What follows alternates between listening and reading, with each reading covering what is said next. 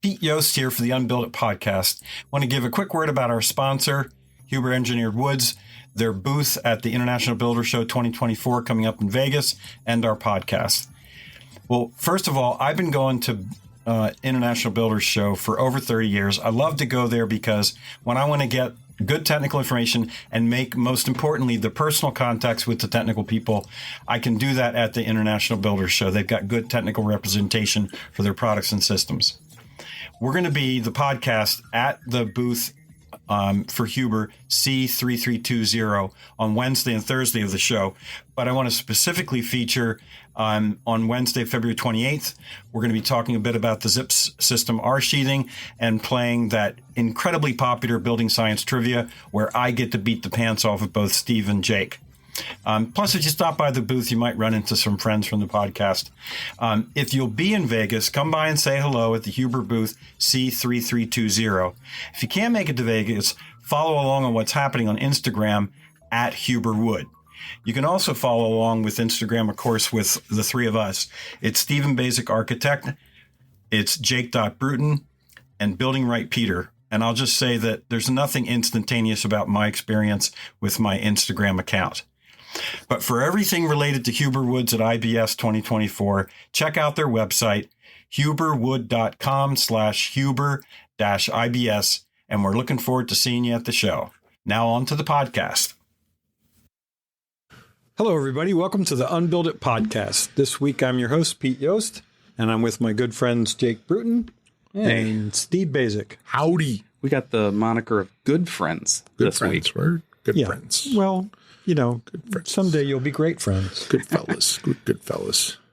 And I think what we're going to do is a couple more Q&A because these, I have to say, Well, at least one. We've been getting way more questions and all over the map, and they're a ton of fun to address. So, I mean, just yesterday we got 6,426.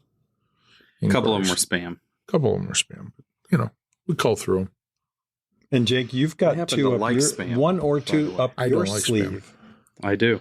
Your sleeveys. I mean, you're up your sleeveys. So we're armies. So we're jumping right into it. Is that what we are? Let's go. Okay. Go for it. So if you would like to send us a question, questions@unbuilditpodcast is our email. I normally plug that at the end of the episode, but I will do it at the beginning this time so that everybody's aware. Pete answers most of these because Pete seems to have more free time on his hands, or he's more diligent with his email, or maybe it's just that if Steve and I know that if we wait, he is the Pete oldest. When your only social media is the podcast and email, I have a lot more time. Yeah. Fair enough. I can just picture a world where Peter's just like, oh, good question. Clickety, clickety, clickety in his basement for 2 hours at a time. But I will say I enjoy it when you email your questions and I get to read Peter's response to your question before we talk about it here so that I feel informed enough to answer the question as well. The first question comes from Miles. Thanks for the excellent content. Miles, is that the name or is he just far away? It's with a Y, so we're going to assume that's his name. All right, so that's the name, Miles. All right. Thanks for the excellent. Get an understanding of the perspective of the question here. Thanks for the excellent and informative podcast. Woo. We just bought a 1911 farmhouse smack dab in the middle of Arkansas. Get rid of it. It features a pyramidal roof design with a dormer at the front and at the rear of the house. So I think we can already kind of picture this, right? I'm seeing a 4 square. Yep. You like that, how he just jumped right to that conclusion? Not quite sure how it's vented now at the peak, but it has vented soffits. Yeah. So we can come back to that. It's not. The soffit material has holes in it, I think is what would be appropriate to say there. What is the best strategy in my hot, humid climate to insulate and retard or dissipate heat and moisture for a roof design such as this without pulling the roof sheathing or the roofing? So magic is what he wants to have happen. Also, the very high-pitched roof gave the previous owner the idea to convert, you know where this is headed, the middle portion into a sheetrocked conditioned living space. It has wood slat ceilings at 12 foot high. 12 foot high and a steel roof. Separate HVAC unit for the upstairs and downstairs. Faced fiberglass bat currently in the ceiling joists. That's probably all that really matters. So let's start with the idea that the soffit is vented to somewhere, potentially, right? Well, we know that airflow takes three things: a hole, a driving force, and another hole. And if you have vents at the soffit but not at the ridge or the peak, you have one hole. No, you have two holes because you have one on the windward side, one on the leeward side. Well, that's true. You'd have to move it all the way so your up and over driving the force top. could push the air in and it could bleed out the other side because the code does allow it bumps up to a 1 to 300 if you don't have a ridge and soffit, if you just have one of them. But it's 1 to 150. Which one's more restrictive? 1 to 150 is more restrictive. You need an inch for every 150 foot, whereas if you have a hole on both sides, you only need an inch for every 300 feet. So it's 1 to 150 if it's not bottom and top, it's just bottom or just top. However, we don't know, since these are, it's a hip roof or Pyramidal. So that means all these bays are truncated. Yep. And all we know is that there's holes in the soffit, right? I'm assuming the roof is vented now, right? Well, so I think that's part of the problem. He has no idea whether it's a vented roof or not. Well, I'm saying vented is it's an unfinished attic. Let's say that. Oh, okay.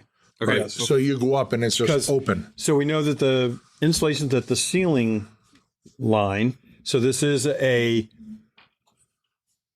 don't know if it's a vented attic, but we do know that it's a unconditioned attic space. Okay. Yes. Before we go any further, the remodeler in me hears 1911 farmhouse and vented soffit, and all I see is wood soffits that are solid covered with vented aluminum or something like that, where it's like that thing is not vented.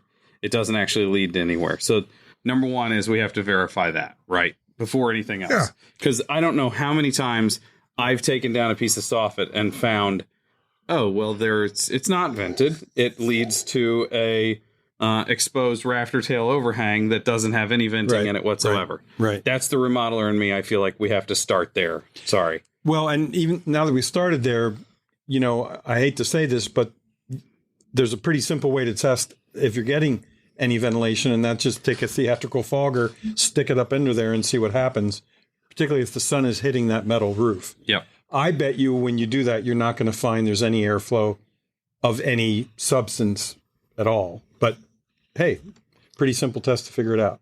Well, so we're in Texas recording this week. A lot of the builders here don't do vented assemblies to begin with. And I think besides the fact that they don't do basements here, so they're looking for extra space, they use that storage space in the attic. The other reason that we don't see vented attics that commonly in this area is because of the McMansion multi-hip roof that wasn't going to vent anyway. So when you have that pyramidal shape that leads to a point that is not, that's blind for 3/4 of the eave, like it doesn't connect to that because there's solid framing there. That's challenge number one, right? Like there's a good chance that even if the soffit were vented and it had a vintage ridge cap on it, there's two, I'm seeing it with a dormer on the front and a dormer on the back. There's literally like 2 to 4 joist bays that are actually going to communicate. Correct. Yeah. And we know that somebody framed the attic to try to create a future living space up in that attic space. So there's a whole bunch of reasons why. And if this is a hot, humid climate, it's Arkansas. What climate zone is that? 3. That would be climate zone 3. 3. So that's mixed humid. Yeah. Yeah. I think there's a lower section of Arkansas, maybe 2, but I think it's But he's 3. smack dab in the middle of Arkansas. He's probably climate That's even the verbiage that he used. Smack dab in the middle? Smack dab in the middle of Arkansas. All right, so you're talking like an Arkansonian.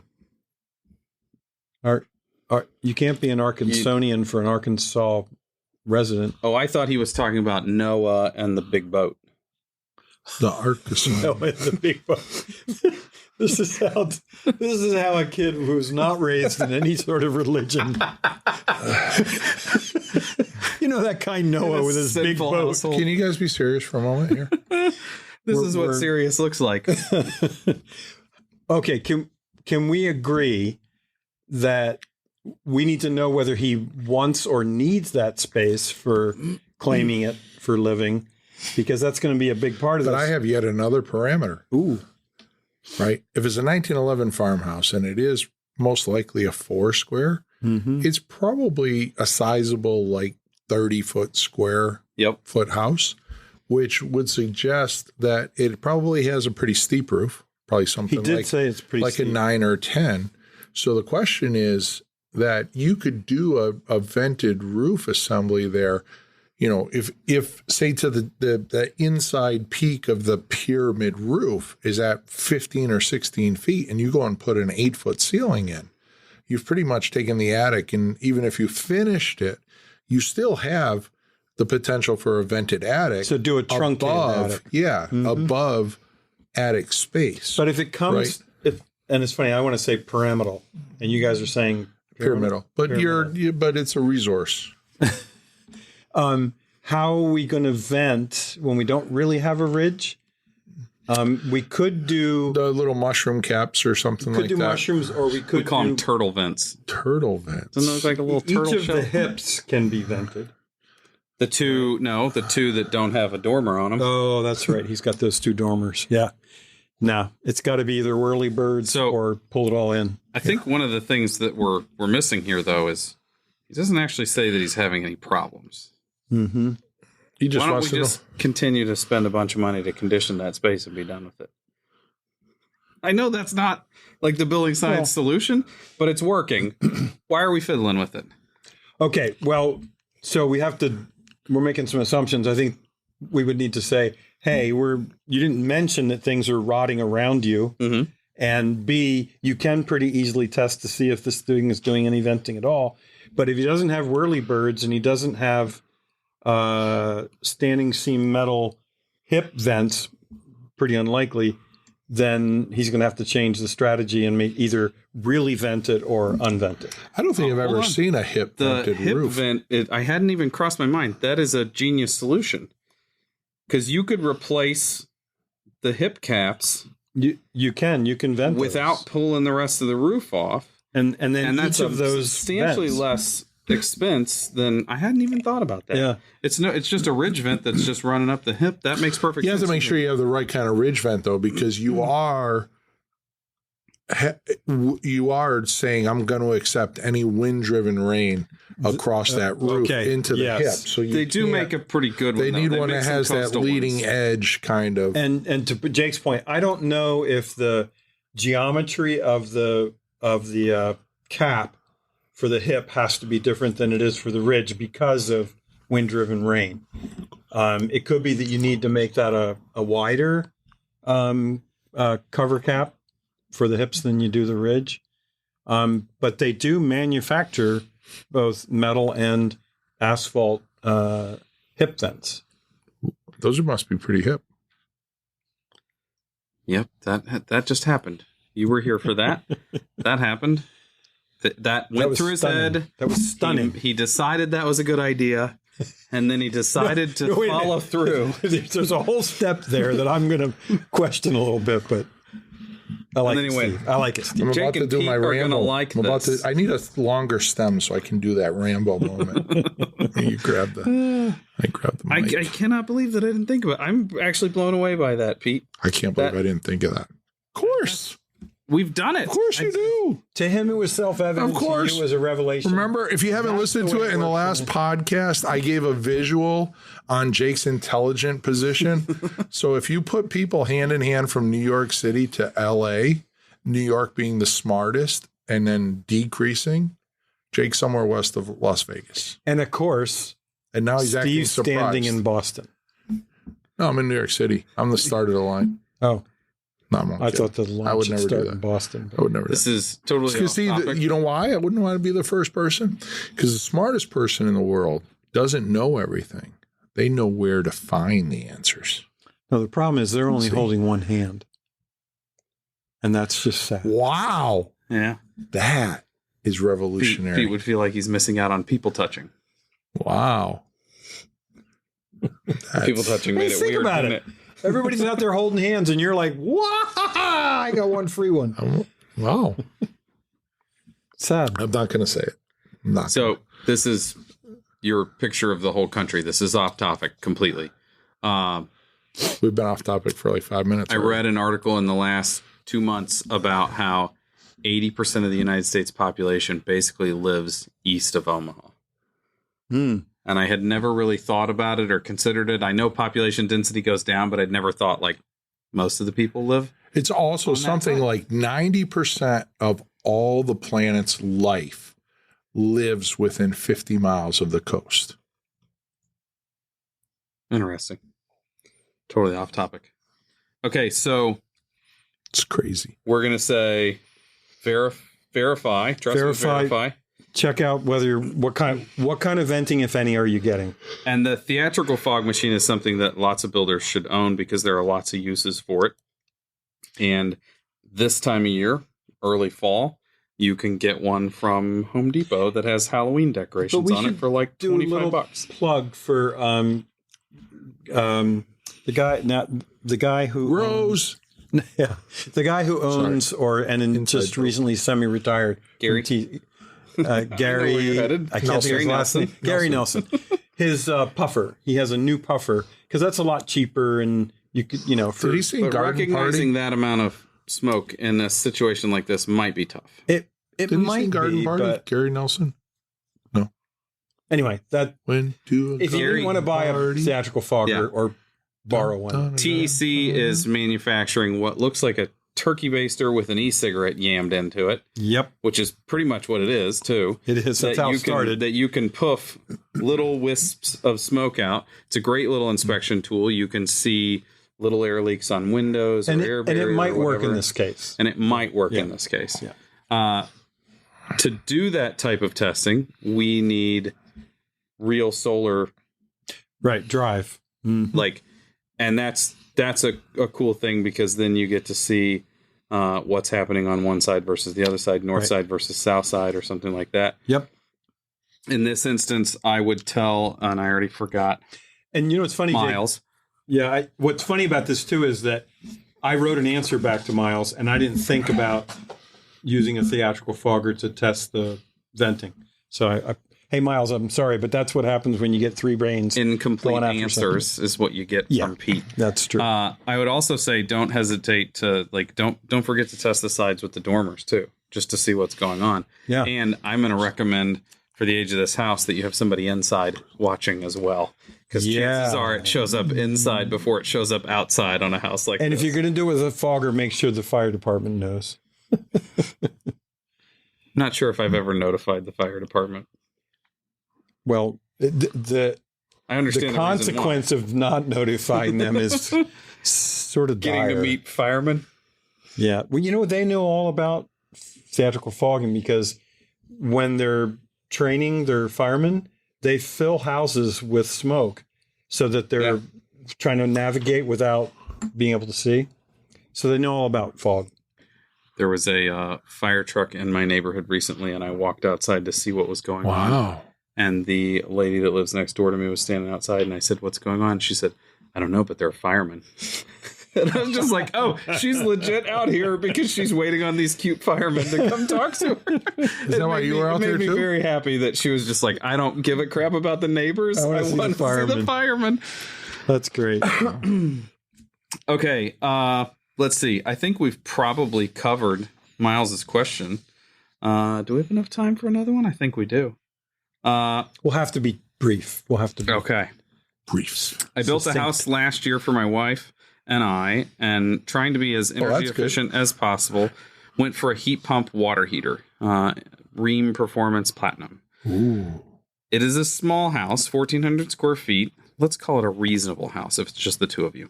And was concerned about the noise, but figured we could live with it. Due to venting needs, Due to the venting needs of the unit, I have an air gap below the door to the mechanical room. It has to connect to other space to be able to steal heat, right? and it's ducted into the vented attic. I figured since it exhausts dehumidified air into the attic, it would not cause any issues. I'm pausing there for a reason. Dramatic pause. Yep. This depressurizing of the house is an issue that I didn't think about. I'm in Montana, so pulling air from out of the house is not an option. Is there a way to set up this type of water heater in an airtight house that is better than that could just be a different route? That's Greg's question. How about put it in the basement? 1,400 square feet. It might not have a basement. Probably in Montana, I'm kind of thinking it probably has certainly a could. basement. Yeah. I mean, they are one of the first things you said when he said, and what about the noise? I'm saying, yeah, this is a guy that probably put one in a closet somewhere. Yeah. And So go ahead. Sorry. I think we have to start by saying what makes us pause when we read this question. Well, first of all, it's either inside the building or it's outside the building. And of course, in Montana, it's got to be inside the building. Yep. And I mean, think about it. It's a heat pump. So what is it doing? It's gathering the heat out of the air. It's making the air colder. The volume in a mechanical closet is nowhere even close. No, you need like 750 square feet. Cubic feet. Or is it? Right? No, but it's, I think it's 750 square feet. And they for assume the, it's yeah. So it's 8 times that. per like To have 50 enough. gallon water heater to have enough energy in the air to service this thing. I worked on a project that was a passive house up in Middlebury, Vermont, and the homeowner had let some Middlebury College is a private school. So this professor came in and he rented from this guy. So they were renting it, but they took the heat pump water heater and closed the door to that room, and they couldn't figure out why. Why it wasn't working? You could store things right there rather than your refrigerator. They had all kinds of moisture problems in that room because it was, like 80% relative humidity and 33 degrees or something. It was nuts. But anyway, yeah, you have to rob that from a pretty big volume of air so you don't get really, super cold areas. And you cannot connect and depressurize that space. It's got to be all the way in. But I think that square footage, while it's not a requirement per se, but it definitely helps with the acoustical dissipation of noise. Oh, yeah, as well as the... right, just having it in a large room, not... Dan Roy's house, we put one in. It made noise. He bought foam panels, and we had to turn his mechanical closet into a music room. So... Because you would hear it humming. So did that space get really cold? Because he was... It was cooler. Yeah. It was cooler. I mean, I still remember the very first time I was introduced to a heat pump water heater. I remember walking in the basement. It's like 90 degrees outside, probably like 75% RH. I walked in the basement and it felt like I walked into a cooler. Yeah. I was like, damn, this is nice down here. And the guy's like, get one of these for my room. I'm going to get one of these, put one of these water heaters in my living room. My sister and brother-in-law have a new heat pump water heater. They used to have a gas water heater in their basement. It's a pretty big basement with a lot of stuff in it. And I said, it's going to make it colder down there, both winter and summer. And so I put a data logger in there to get a sense of how much it dropped. Being related to Pete must be riveting. Yeah. But I've never downloaded the file. That was the best follow-up sentence to that statement ever. I went for Collect data, but never look I at put it. 14 data loggers in the house. So one of these days I'm going to go back and actually get the info. I think they said it dropped the temperature about 3 degrees or so in the basement. But they have a big basement with a lot of stuff in it. So there's a lot of BTUs hanging around, or thermal mass, I should say. A lot of Okay, so BTUs. we're pushing inside air outside, even though that air is chilled relative to the air inside the house and dehumidified relative to the... Right. That doesn't mean that the air in the attic doesn't have an incredible amount of available moisture. Hard to say, but the depressurization of the living space is a bad idea. And so we could be dumping air into the attic that could be cold enough to be below dew point as well, right? At some point. Maybe not in Montana. If you're doing the same thing in Louisiana, absolutely, right? Yeah. Well, but if the air that's going up into the attic had moisture removed, It's cold and dry. we need to know what the dew point of that air is. Yeah, sure. And it you could be having problems from that. Probably the idea that we're just depressurizing the house is also just I mean, there's so many which ways that this is not a good installation. Unbalanced ventilation. Yeah. So, how do we do this different? If we don't want it in the basement, if we don't have a basement, if we don't want it in the room, is there a way to do this? Well, we can do your split system. He actually notes that at the end of his question. The question that I've always had is, why is there a net gain in efficiency if you're robbing BTUs that then the furnace in the winter put back? Dan Cautley and others at the what was the Energy Center. How is Dan? He's great. He's pretty much retired. I miss Dan. Anyway, the important thing is that they did a detailed study of 3 different buildings, I think, and there was net overall efficiency gain by having a heat pump water heater in the basement where there is also either a boiler or a furnace. And they very carefully watched how the boiler or the furnace was, leading to those BTUs being pulled out of the air for the heat pump water heater. And although the overall efficiency gain was small, it was still consistent. So the answer to the question is, I always thought there's no efficiency gain there at all. You're taking BTUs from one place and using them in another place, but there is an overall efficiency gain, although it's more modest than you'd think. Okay, so he kind of wraps it. Greg kind of wraps this question by saying, I didn't realize about the sand-in unit until after we were done. Oh, yeah. So that's why Steve said that's the solution. We kill the noise. We kill the interior temperature problems. So when you say the sand-in unit. Yeah. So all that happens is we take the heat pump function and we put it outside in a cassette that looks like your mini split heat pump. Mm-hmm. The water runs outside. The water is conditioned outside and then returns in and is in a holding tank. So at my house, I have a 83-gallon tank that shares a wall with my bedroom. We don't hear a thing. It doesn't affect the environment of the house in any way.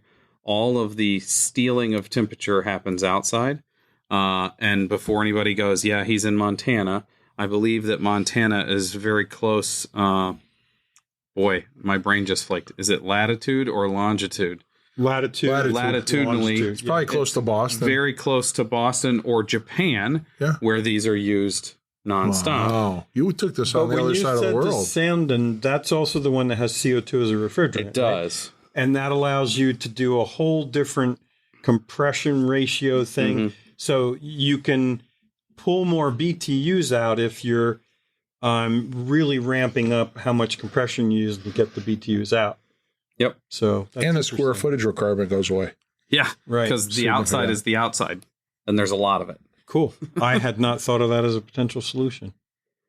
Hey, that's what we're here for. Problem solving. My 8-year-old daughter and I had a 15-minute conversation this week or last week. She's teaching you again? About how it works. She was explaining it to me because we were walking the dog and we walked past it. Is that a literal walking the dog or physically? Never heard the term walking the dog? We were physically walking our dog. Okay, so there's a dog in the picture. And which I would say is we literally were walking our dog. Okay. So you'll have to explain that reference to me. Past it, and she said, "Why is that making cold air?" And so we stood there and talked about it. I will say also I tried to explain to my 3 children surfactants at dinner the other night, and about halfway through my 8-year-old went, "Nerd." And it hurt my feelings enough that I quit explaining how a surfactant worked and I gave up on it. I was pissed off that I got bullied by an 8-year-old or by an 11-year-old, but he was right. He wasn't wrong. Yeah. So these precious moments. You both probably heard of Murphy's Law. Yes. You ever hear of Cole's Law? No. Thinly sliced cabbage and mayo. That one I did see coming. That's the first one that I've seen coming. Wow. Yeah. That's okay. I don't think he saw it. I was still amused by it. I think he's lying. Okay. That is the last Have our thing. listeners suffered through enough with this particular episode? Okay, so a polar bear walks into a bar, says, I'll have a rum and a Coke.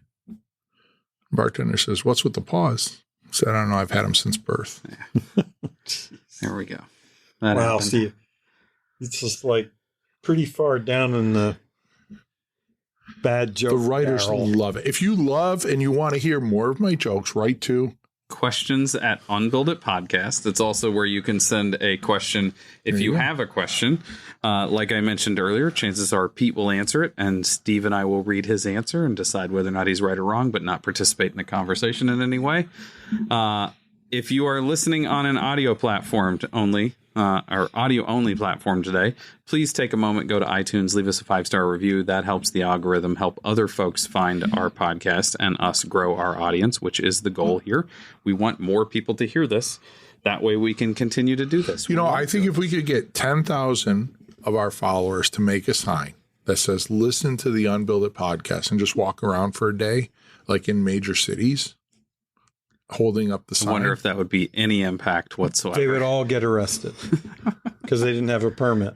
Just the peanut gallery's laughing out loud to that one. Look, I like I'm that. trying to help our situation here. That's You okay. guys, you know, I'm trying to come up with ideas here. Like, He's an idea man. I'm an That's what idea he's saying. man. I'm an idea man. And you guys are like No, idea. we You're so like appreciate idea your ideas. squashers. Like, it's so hard. Going back to my eagle. I'm going to fly higher, get rid of the crows. If you're watching on YouTube, don't forget to subscribe. And some of you are watching on the newest platform in which the podcast is available, the BuildShowNetwork.com, which is video and audio format. So you get to see how much we have disdain for each other on our faces during the podcast, if that's what you're into. But we're happy to be part of the All Build Show about love, Network. baby. All about love. We're happy to be part of the Build Show Network as a podcast team. Steve and I have been making videos for the Build Show Network since Not together. We're just like separately building video. I just, please. Since just making sure. 2019. This is Pete's first stint on the Build Show Network, so we're happy to have him on as It's awesome. part of the It's network. a first as well. stint. You're a first stint today. Just I like saying. that. We make a fall trip to Austin to record the podcast, and it's going to be nearly 100 degrees this week. So welcome to the team, Pete. Till next time, thanks for watching. Goodbye, y'all. So long. Have a good day.